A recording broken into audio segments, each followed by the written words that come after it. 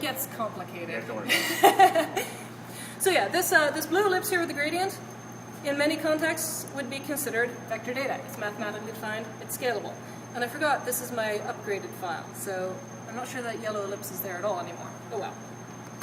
For the laser though, I've got a vector fill, and my line thickness is set to none. Which means right now this entire ellipse is going to be treated as raster data, and it's going to print with the text, with etching power. Now if I mix it up a little bit more... One more time, please? Yeah. So even though it is technically a vector, Right. it's going to convert to raster data. Using, sorry, that was the part that I didn't get. Because that's how epilogue processes. No, but you said something about your line thickness. Oh yes, because I have a vector shape with a fill, but my line thickness is set to none. So I have no line thickness, and since it's not set to hairline, it's interpreted as raster. Only if it's set to hairline will it take it as a non-raster? Yeah, vector. In that So case, let's what would actually it do just the this. outline? I'm going to set the line thickness to hairline.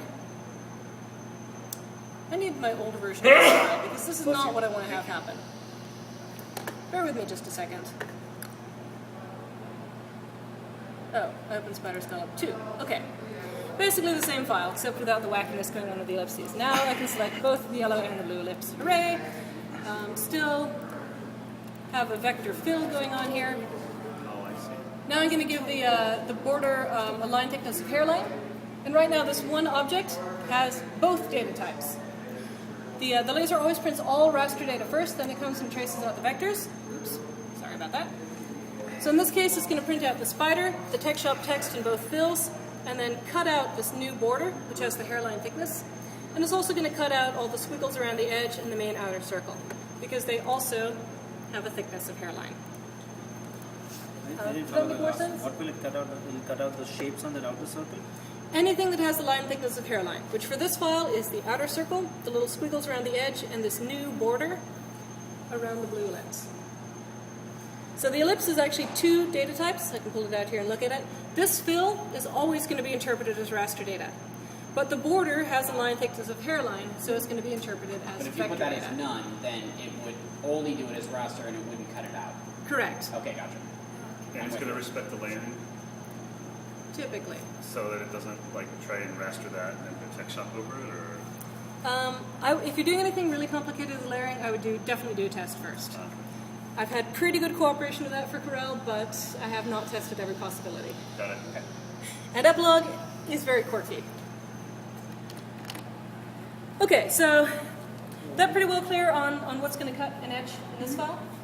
When you say cut, is it actually going to cut through the material or just That's cut the a fine intent. line? You can set it so that it acts as cutting data but doesn't go all the way through, but the intent is to actually cut all the way through. So if you did that, you'd get that oval would just drop out of your piece. Exactly.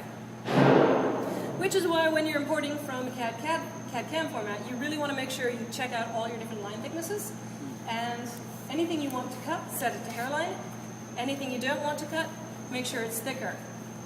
Yes? So this laser cutter will cut any kind of material? No, we'll talk about that later. Alright. I'd like to cut a line through, but I want it to be a series of dots for perforation. What do I do? Ideally, draw the line as a dashed line, or Okay. dotted line. Yeah. There are also some tricks you can play with frequency. We'll talk about that in a little bit. Oh, Yeah. okay, that makes sense. A little bit easier. Yeah. Okay, so I want to mix this up just a little bit more. I've got my hairline thickness to cut out that oval. What if I just want a little bit of a deeper edge to give me an outline?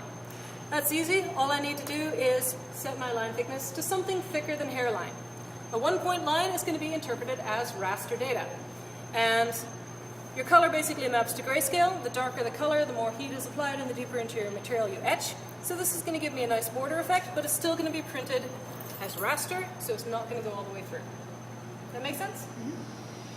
All right, I'm just going to prove myself wrong. If your brain is already on overload, ignore this for the most part, but it is another epilogue quirk that can get you into trouble, so I want to point it out. There is a range of line thicknesses where you might get either data type. Huzzah! Page 7 is talking about that a little bit, the 0.003. That is actually the lower end of the either or range. If you're working in the 0.003 point through 1 point range, you could get either data type, depending on your resolution. Not in the file, but in the epilogue driver window. It's very exciting. Awesome. Yeah. So my recommendation, really for a bunch of different reasons, is always do a test run first. This is one of the reasons. It can keep you from accidentally cutting something out of your project you didn't want to cut out. So we're actually going to demonstrate this. My 1-point line for most of our runs today is going to be plenty thick enough to be raster data. For one run at our lowest resolution, it's going to suddenly convert to a vector and cut out this gradient. Huzzah! So, in what, I'm trying to think in what situations you would want that to happen, right? Because if you already have a resolution of a certain resolution, then 1 point is going to give you the finest possible resolution of the type of material you're doing. So why would there be any need to do anything other than 0.001 or 1 point? If your file design is that way by default, Okay. I think for Illustrator the default line thickness is what, 0.1 maybe? And I think the default for Illustrator sets you very firmly in that range. Okay. So then if you were going to be playing with different resolutions in the driver window, you'd probably want to move to whichever extreme you wanted to make sure you get the same data type every time. All right. Yeah. Very great. Why Encalade built it that way? No idea. Okay. All right, so we'll leave that at 1 point for our demonstration today. Any questions here before we move on? Okay. To send this over to the laser, we're going to go File, Print, or Control P, just like any other printer. And then we're going to drill into our preferences. And apparently somebody has been mucking with the default print settings because this is not what I'm supposed to see. Let me just scan through here to make sure we've got all the usual stuff the way we need to. As a document. Okay, and RGB, good, good. All right, preferences. This default is supposed to be set to 24 by 18. Occasionally somebody comes in and manages to change the default to 8.5 by 11. So I'm going to reboot the machine after class, see if that clears it up. If not, then somebody's made another Is that administrative because they're doing like decision, so. family pictures or something? I have no idea. This paper is a size? tech shop maintenance issue. That's so. the size of the bed, though, right? 24 Yeah, by 18? yeah, so I'm actually going to change that back to the usual default for demonstration purposes today. Okay. So you should usually see this for your preview. 24 by 18, which is, yes, the size of the workbed. Okay. So let's talk first about our heat settings for both raster and vector, then we'll get to positioning and all the rest of that. We can set our raster and our vector heat settings separately, which is fantastic. And there are 3 different variables we can use. Variables are speed, power, and frequency. So let's look at that a little bit closer.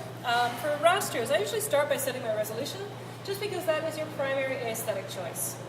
It can make a big difference to the look of your final workpiece.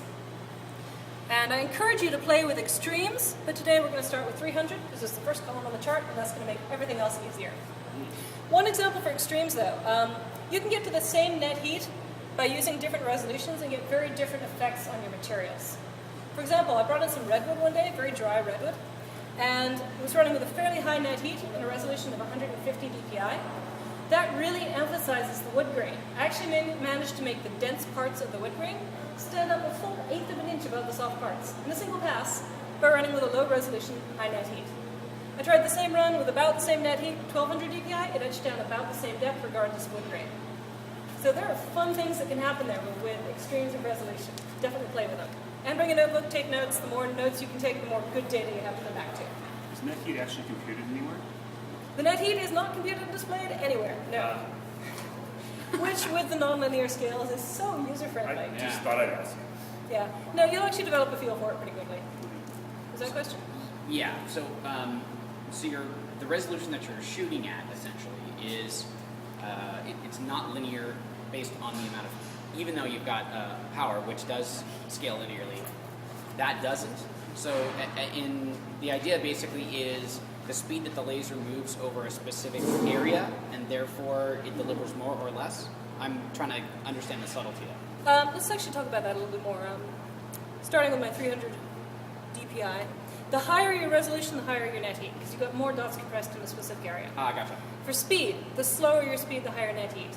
That may seem a little bit backwards, but think about moving a flame under your hand. The slower you go, the more you burn yourself. Not literally what's going on there, but same kind of concept. And But- finally, more okay. power, more heat. Gotcha. But if you double the DPI and double the speed,